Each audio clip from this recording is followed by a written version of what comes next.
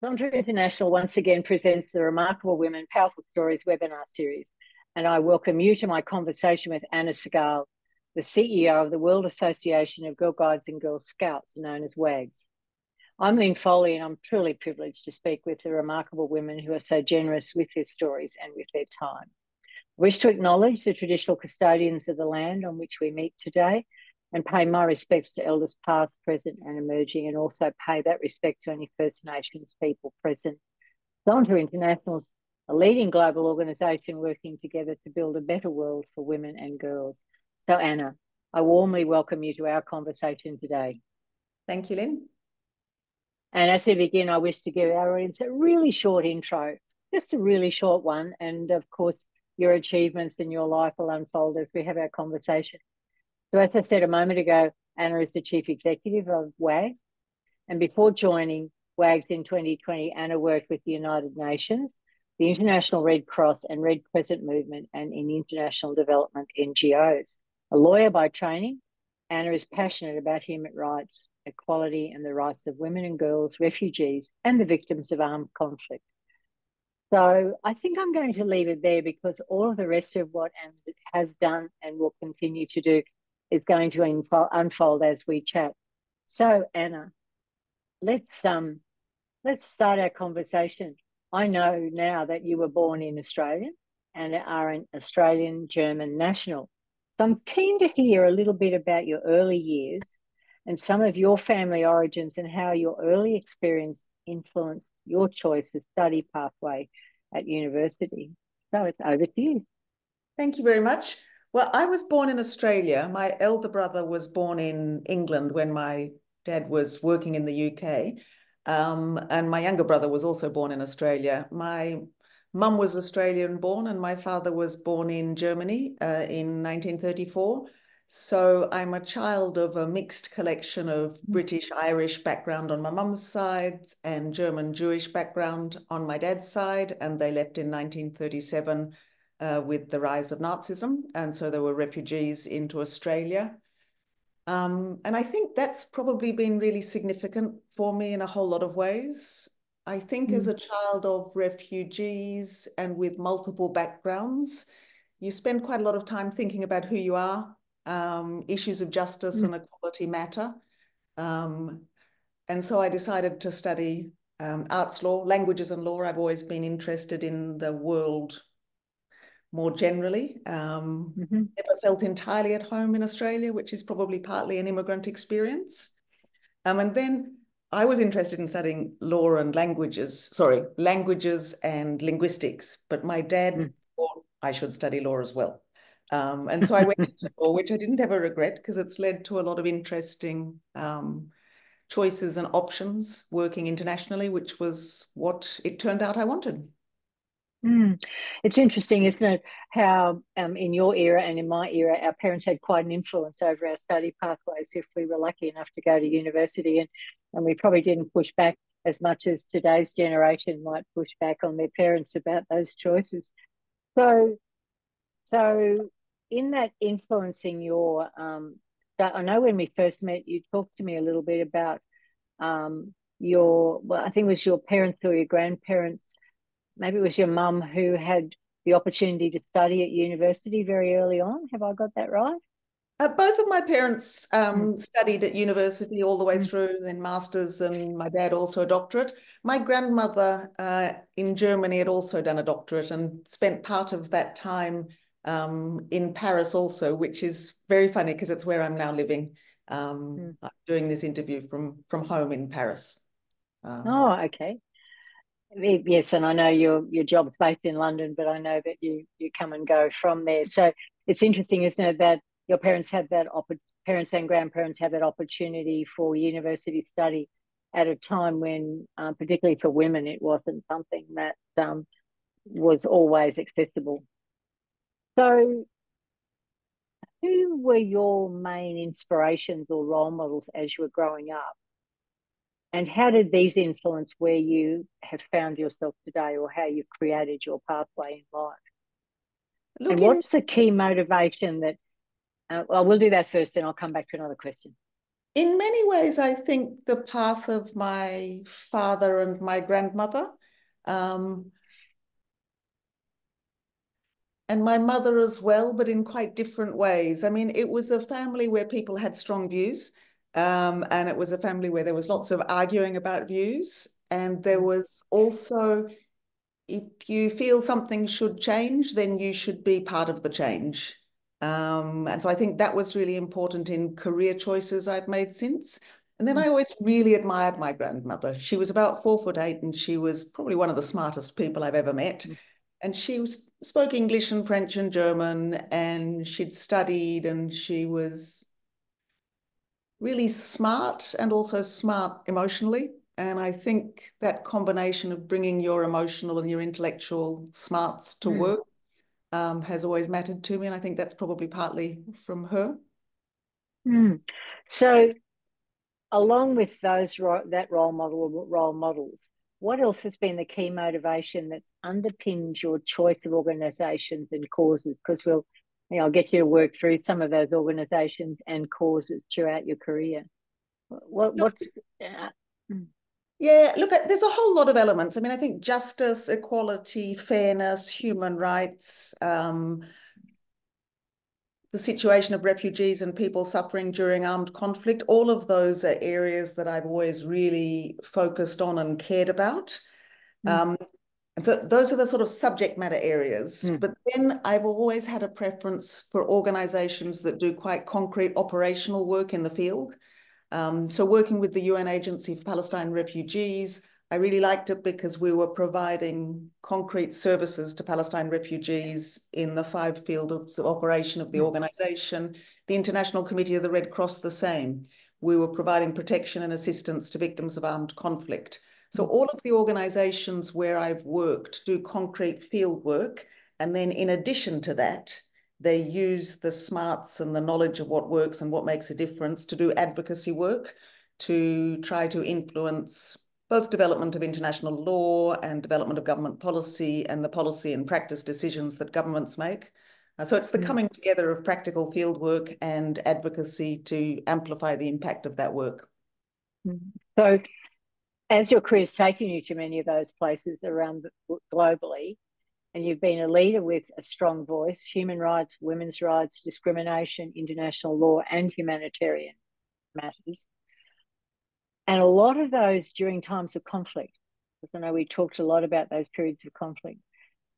Can you expand on maybe 2 or 3 of those key ones, and where you believe your leadership made that significant difference? Because I know you've had many of those roles, but maybe 2 or 3 that you would exemplify for us today. One of the things that I'm really proud of is some work that we did at the UN Agency for Palestine Refugees. And it's not only about leaders, it's also about teams. And at any time we're a leader or a team member. And I think that's a really important thing to bear in mind, because we're only as strong as all of the people working together to make change. When I arrived at the UN Agency for Palestine Refugees, there was very much a discourse in the international space that UNRWA had an assistance mandate to provide education, to provide medical support, microfinance, but that it didn't have a protection mandate in the same way that the United Nations High Commission for Refugees has. And together with a lot of colleagues, both in the legal team and the Commissioner General, and operational colleagues across the 5 fields of operation, we worked over a period of 2 or 3 years to have it clear in everybody's mind and the mind of our state partners and donors that a crucial part of the work that UNRWA does is to advocate for and protect the rights of Palestine refugees. So that's one that I'm really pleased about and proud of. Another one I think is when you work in a big global membership organization, and you will know this, it's how do you develop a new vision for the whole of the organization that's not just for the organization in the sense the secretariat, but makes sense to the member organizations. So shortly after I arrived at WAGGGS, the World Association of Girl Guides and Girl Scouts, we did an enormous piece of consultative work with our 153 member organizations around the world to develop a new vision for the member organizations around the world. And that was both really fun and really interesting. And we got the whole of the movement to agree on a vision, which is an equal world where all girls can thrive. And also being a girl-led movement by 2032. So I think both of those pieces of work I'm really proud of and pleased about. So you talk about leadership and teams, and it's not just about our own leadership, it's about how we work in a team and bring teams together. So in WAGGGS, I get a sense that bringing the adults and the girls together has been one of the key things, and we'll talk a little bit more about that in a moment. You came to WAGGGS as the CEO in 2020. Can you give our listeners a bit of an idea of what it actually is? Because there are many countries in our world that don't have Girl Guides and Girl Scouts.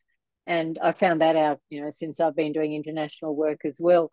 And I'll just make a point as we go into this. What I've noticed is in the countries where Girl Guides and Girl Scouts exist, it's interesting how many members of Zonta either came through the movement or did some leadership in the movement. And we particularly see that around places like Australia, Canada, and the USA, where I know it's quite prevalent. But that's just an aside, but it's a really interesting alignment, I think. But share with us what WAGGGS does. I want to just share another aside first, which corresponds to yours. A colleague of mine in the United Nations said that he used to ask people who worked for the United Nations who had been in guiding or scouting, and he said it was significantly high. And I think it is that notion of solidarity, working with each other, giving back to community. And I think that's very much a part of what Girl Guiding and Girl Scouting is about. So we're, most people will know about what Guides and Scouts is. They'll either have come across the Scouts or they'll have come across the Guides. It exists in about 180 countries in the world. There are 153 member organizations which have Girl Guides. And essentially, it's a movement of young people, can be as little as 4 in some countries, and usually goes up to about 20, 25. And its premise is that it exists as a non-formal education process where children learn by doing, and they also, through that learning by doing, they strengthen their confidence and their skills and their life skills and their resilience, and also create a strong bond with other girls and guides. And I think that support network is really important. And then I think, like Zonta, there's also an intergenerational element, which is young people molding older people and older people molding young people. And I think what the young learn by having dedicated elder volunteers is what they can contribute now and in the future in their lives. So we teach formal education skills, leadership, advocacy at the community level, in the areas that girls and young women care about. And that's interesting because I too had almost 20 years in various roles in Girl Guides here in Australia, particularly in Queensland, and as a trainer in the organisation, which I think I've already shared with you. And also the other alignment I find is the Duke of Edinburgh International Awards, which of course doesn't occur in every country in the world either. I'm involved in that here in Australia on the national board. And I see that alignment because it's about the non-formal educational qualification space as well. So there are so many alignments. Can you talk to us a little bit about what attracted you to this role? Because it could be seen by others as quite different to where you came from. Well, in some ways it is, and I like change. I think what you learn in a new role and a new job and a new sector is what makes life fun. But in many ways, I had spent probably over 20 years working with development organizations and with the United Nations and the Red Cross. And a lot of that time was working to promote development of international law and ratification of international treaties and promoting compliance by states with their obligations under international law. And sometimes that's a struggle. It's always a struggle that's worthwhile, but it's sometimes a struggle. And I think I wanted to be doing something, working with the young, contributing to the way in which they will change their own lives and their futures. And I mean, I don't have kids myself, and I really like working with the young as well, I think. So it struck a whole lot of chords with me, this role. So can you expand a little on your vision for the future for girls and young women in this movement? The two big things we've been trying to do is to make sure that it's a girl-led movement, and to make sure that it responds to the needs of girls and young women, and they're slightly different. We did a lot of work from about 2018 to 2021 to try to make sure that we had more young women in governance positions. So our World Conference of 153 member organisations voted to make sure that we would have sufficient women both at our regional governance structures and our global governance structures. And so we got that change through.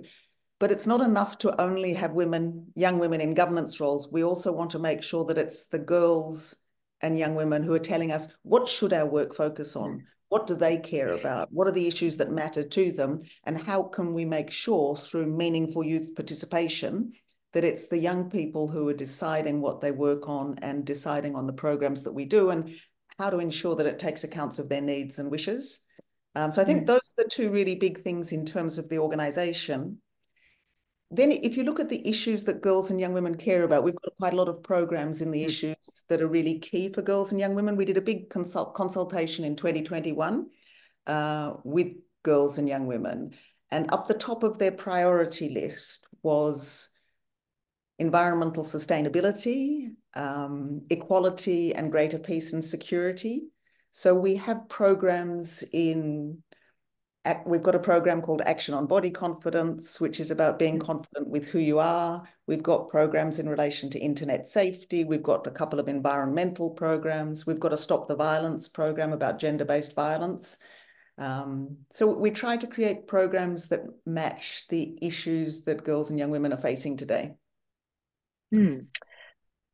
And that's so important, because I do a lot of work in the education sector and am an educator by background, and it's just escalated the issues that young women and girls face today.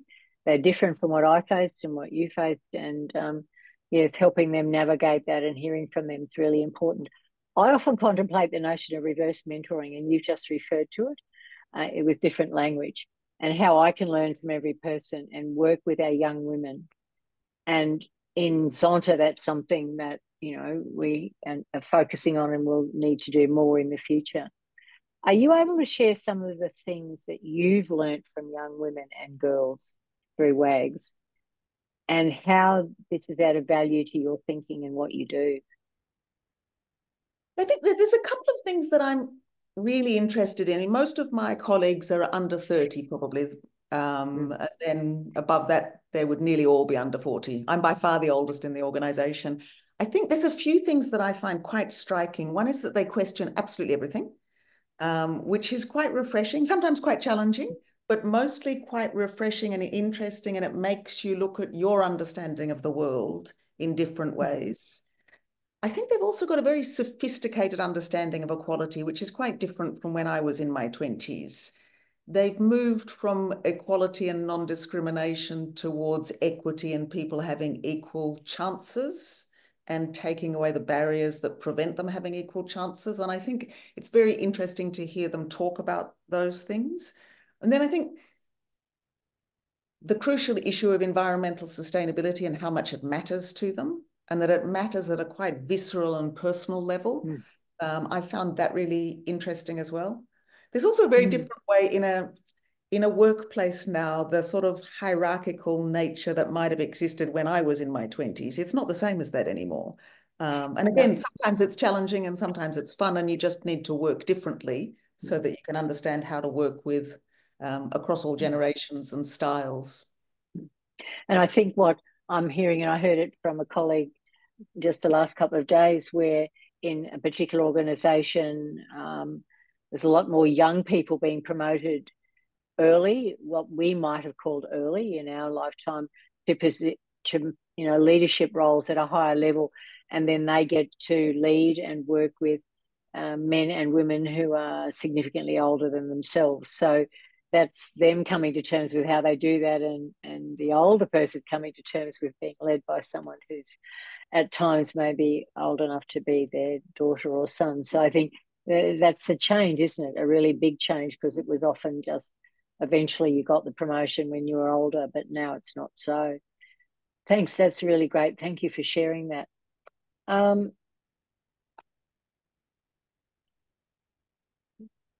Because Zonta and WAGGGS are both member-led organisations and working very hard for that to be the case, and in your case with the younger women and girls, where do you believe the power of these organisations lie, and others like them, in contributing to the much-needed progress with gender equality, women's rights, human rights?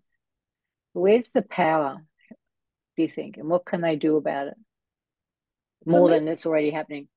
For me, I think the power comes from combining the work that's happening at the community level with the work that's happening at the global level. And I think as membership organisations, we're uniquely placed to draw from the experience of our members and the members of each of our member organisations in country to say, this is what's happening, this is what matters, this is what people are needing to deal with at the community level in their town, in their village, in their region, in their country. This is how they're making progress at the community, regional and national level, and then trying to get that change mirrored at the international level so that you have change happening nationally and you have change happening internationally, and each of them is capable of reinforcing the other.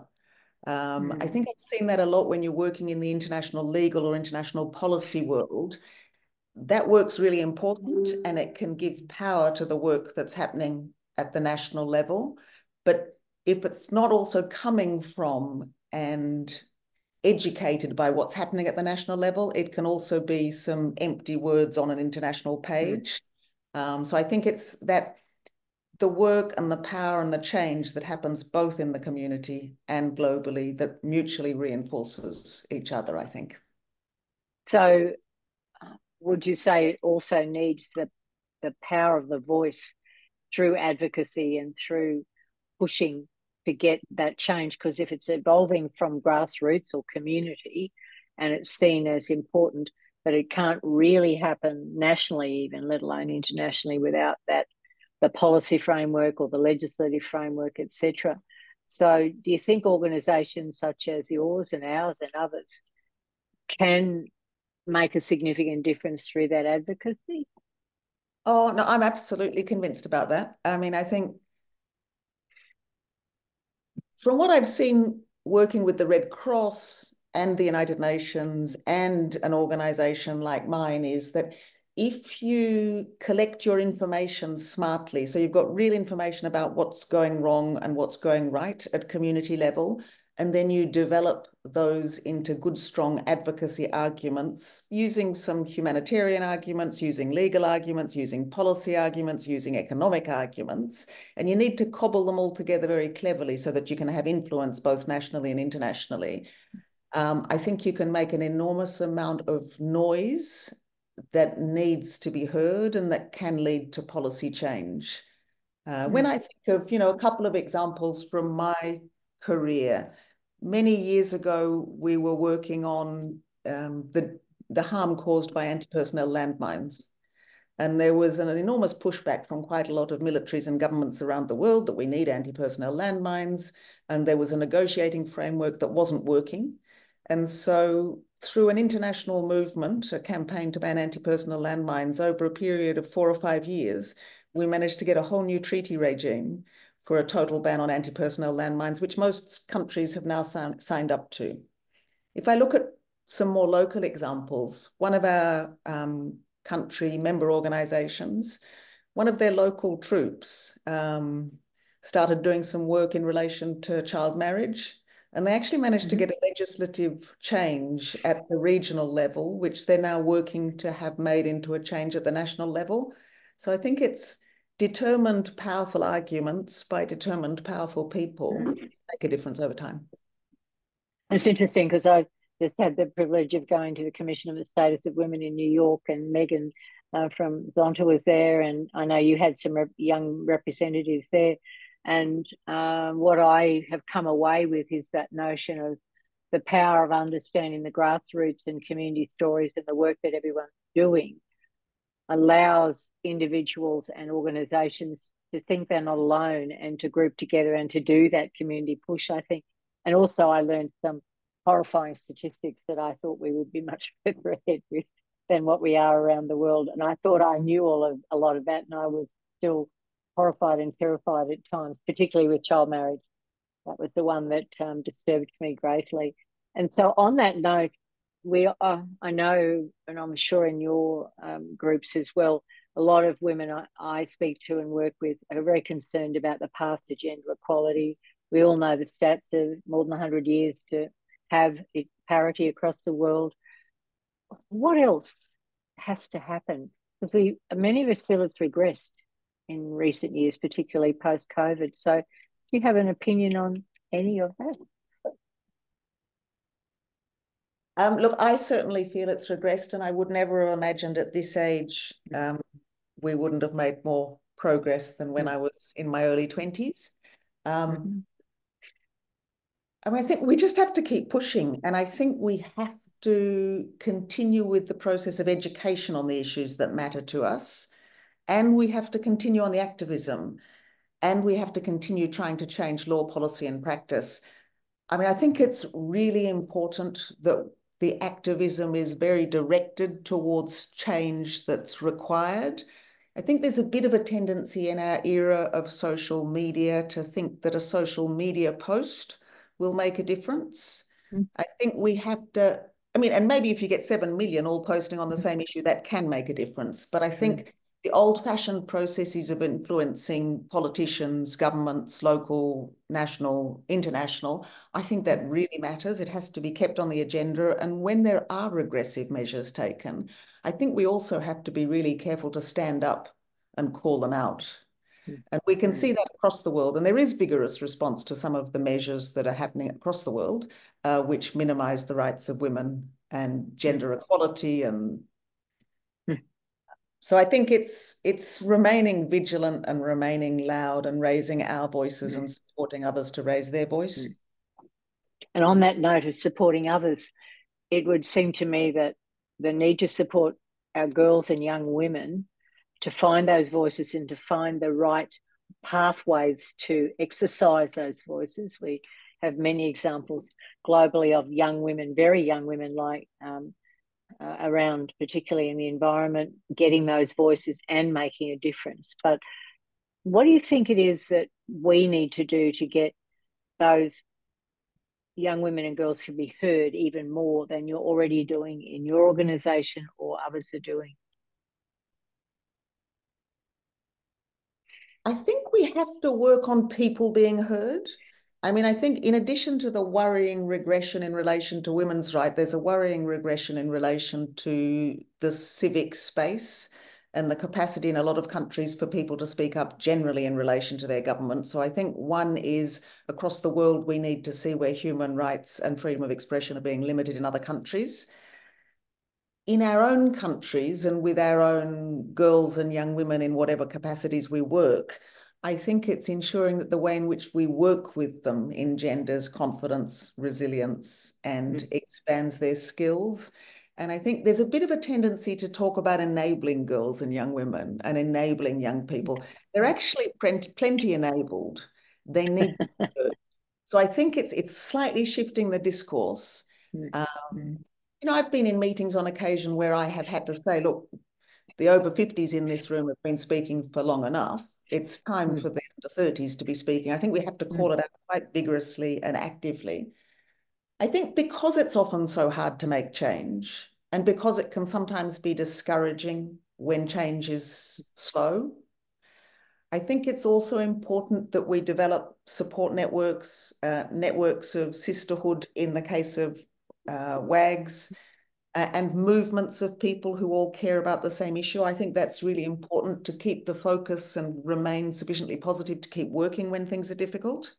And then I think there is this piece about intergenerational support, so that we are stepping back in some ways, women of our generation, and allowing the floor to be taken by the younger generation. We're very careful in my organisation that nearly all of the advocacy work in the global space, we had some young women, as you mentioned, at the Commission on the Status of Women. We have our young women, our global advocacy champions, speaking in those spaces. And it's much more powerful than if me or colleagues speak in that space, because it is the women speaking with their own voice. I agree with that. And it's when we understand that we need to step back and listen and hear, truly hear what young women need, because most often they're pretty clear about what they need to get the job done for what they believe in. And I think that's part of becoming an elder, isn't it? An elder stateswoman or an elder whatever we are, is doing that. And I think that's probably the next step for many of us, is to make sure we are not enabling or empowering, because they're there. They step out and they push back and they do all of the things that we bring them up to do, but it's how we support them. So thank you. I appreciate you sharing on that. Turning to you now, what do you think your greatest leadership gifts are? You've been through many, many global roles, influencing, talking to politicians and making a difference. So what are your gifts? Look, I think one of them is passion. I only do things that I really care about, and then I really care about it a lot. I think another is perseverance. Change is very difficult, and you need to persist and not be discouraged by small or large defeats along the way. I think there's another thing, which is knowing that the cause or the issue that you're fighting for is actually more important than you. And then I think it means that setbacks, you can take them less personally and just keep in a space of plugging away at whatever you want to be affecting. And then it's working in teams. I mean, having a team that has a strong vision, where the vision has been created collectively by a team of people who share a passion for something, you're all much stronger when you're able to work together in a passionate defense of issues that you care passionately about. So I think that's probably the main things in a way. So it's like it's exponential lift you get from going from 1 to 2 and 2 to 4 and so on. It's an exponential lift, isn't it, in getting things done? That's what I just wanted to come in. One of the interesting things we do with some of our leadership programs is we then have 100 Girls project on the back of each leadership program. So each girl or young woman who's participated in a leadership program, they're then going to afterwards carry out some sort of a leadership program or activity with 100 girls in their community. So it's the exponential effect of people coming together and doing stuff together. That's a fabulous idea, and I think that people watching this or listening to this today, to take that on board. It's how when we go and learn something new, and that even stands for yourself and myself, doesn't it? When we go and learn or do something new, how do we influence another 100 people around that, which is what I hope to do, having had some time in New York recently. I'm sure you faced some life challenges along the way in all of these successes you've had. How do you recover from or work your way through stuff that comes at you either unexpectedly? And what do you rely on? What or whom do you rely on to work through some of those big challenges? Look, part of it is the long-term vision. So to not get discouraged by short-term setbacks. And then friends and family. I mean, I've sort of got 24-hour people on tap around the world, because I've got people in Australia and America and Europe and all over the place. And I'm privileged to be living in a time where you can WhatsApp or Zoom or Skype or whatever. There's always somewhere in the world who'll be on my time zone who I can speak to. And I'm really good at reaching out to people if I need support or if I'm feeling down or discouraged. Then I'm a big, I've been practicing yoga for about 25 years. And I think it's also taking the moments for joy, whether it's reading or theatre or music or nature, being outside and seeing beautiful things when you're working towards change in areas that are difficult, I think is really important. And it sort of helps to keep you sane. while you're working things forward.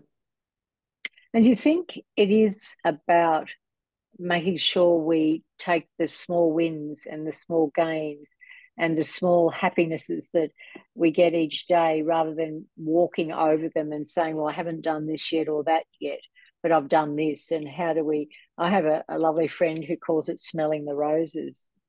And every now and again, she'll send me some roses. That's all she sends, just the little emojis, roses, because she's picked up that maybe I need to smell some roses about now. So it's interesting, isn't it? I think in our fast-paced world, we mightn't always do that. What do you think? This is really interesting because it's not been an easy period with COVID and the ongoing wars at present. Mm. And I think in the humanitarian sector and the charity sector, there's a big tendency to see what needs to be done, not what has been achieved. So from time to time in my senior management team meetings, and recently when we had an in-person meeting of our world board, which is people from all over the world, I did a little summary of what we've achieved over the last 4 years. Because I think if you don't keep sight of the wins, you'll focus on the losses, and that way discouragement lies. So I think it's keeping a track of what is working, and as you say, smelling the roses and doing a yoga class and reading one of the books you read when you were little and you loved it then and you still love it. Or you go into whatever you escape, as you said, music or theatre or whatever. We go to those places when we need to do that. So getting close to closing our lovely conversation today, I have women approach me all of the time, because I still work mainly with women in my sector, how they can claim their space, develop confidence, and make their voice heard. The women of all ages still seem to struggle with that. Piece of advice for people? One is surround yourself with support and supporters.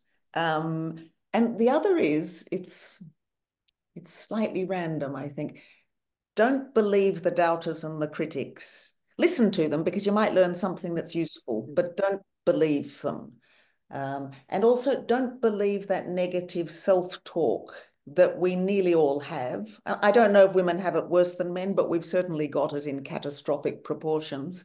And my father had this expression that I repeat to myself quite often, which is, don't believe the idiot relative in the head. If you've got somebody nagging at you what a bad job you're doing, or you look awful, or whatever it is, just don't give them any credence. And often, I think, as women, we take far too much importance of the opinion of others about ourselves. And I've got a line that says, someone else's opinion is none of my business. Oh, I like it. Someone else's opinion of me is none of my business. It's worth listening to in case you learn something, as you said, but in the end, it's really none of my business. So how do I not let that take me down? So it's good advice. Is there anything else as we finish our conversation that you'd like to share with our audience, with the people watching us today, that might assist them going forward with all their passions and pursuits? I think it's find your passion. There's a lovely book by an Italian physicist, Carlo Rovelli, and he talks about following your passion, being curious, asking smart questions, and working together with people. I think if you bring those all together, it's a recipe for success, and it's also a recipe for fun and happiness. So that's what I would close with. Thank you. And with those around, is it 9 million or so? 10 million, young women. 10 million we've come up since COVID. So 10 million women and girls, young women and girls around the world that undertake Girl Guides and Girl Scouts.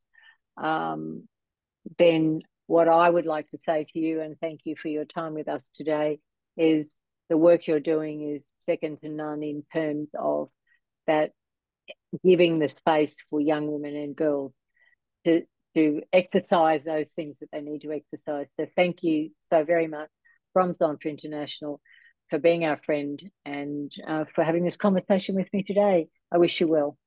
Thank you very much. I wish you well also. Bye.